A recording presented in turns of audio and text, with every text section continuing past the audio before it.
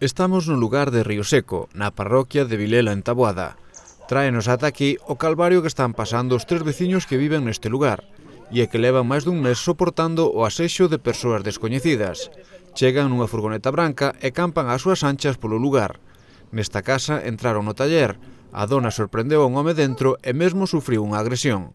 Viña de ordeñar, encontreime con eles aí na porta, eu leveime moito susto porque me deron un golpe, empuxaronme, tiráronme, pero el marchou por aí abaixo, eu non sei quen era, non lle vin a cara, ni nada, pero isto así non podemos seguir vivindo, que é unha angustia para todos os veciños.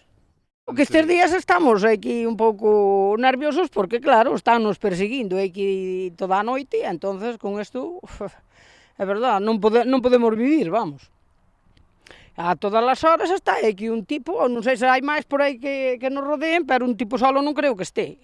Teñen que estar máis aí respaldando nil. Entonces, pois, a moitas horas da noite está pasando para arriba e para baixo e suele estar aquí parado aquí nesta casa. Entonces, claro, ele está nervioso e nós tamén. Onte ainda estivemos aquí a noite, hasta a 1. Veu a Guardia Civil, 2 ou 3 veces de recorrido por aquí, pero con eso non solucionamos nada, porque eles hasta traen o coche ese da luz, entonces eles estarán ao mellor aí vigilando, claro, eso. Entonces, claro, a ver, hai que tomar un pouco de medidas, a ver como nos van proteger aquí, porque senón así, a ver, nin nos poderemos deitar tan siquera. Entonces, claro, a ver. Os veciños están comezando a obsesionarse. Cada ruído que escoitan é unha alarma. Ademais, de entre tantos intentos, nalgún xa roubaron cousas, polo que onte a noite estiveron vixiando a pé de rúa. Estivemos aquí de guardia hasta a 1 da mañá, ou 1:30, hasta... Sería, non, Celia? Sí, por aí. Entonces así, que facemos? A Guardia Civil tamén non nos apoia moito. E canto tempo levades así? Pois, Brais, que te levaremos? Mes e medio.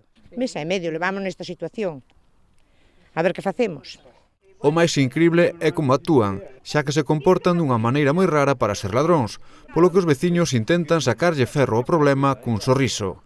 Para ben xa son veciños nosos, que veñen todos os días, así que xa son veciños. E andan por sitios que nin traen coche ni nada, cada día veñen solos, ele debe estar alguén esperando por eles no outro lado. Porque, il xa che digo, eu as 2 veces que os vímolo solo, unha persona sola. Polo que piden que se tomen medidas urxentes para frear este acoso que non nos deixa vivir nin dormir tranquilos. A Guardia Civil dinos que cando os vexamos que os chamemos, onte vímolos, chamámonos e non fixeron nada. A ver, cando chega a Guardia, eles pasaron por aquí, pero nada, non fixeron máis nada. Cando los vean, llámennos, é o que nos din, é nada máis. Polo de pronto, mentres non haxa solución, a veciña agredida, como medida disuasoria, xa atou o can diante da casa.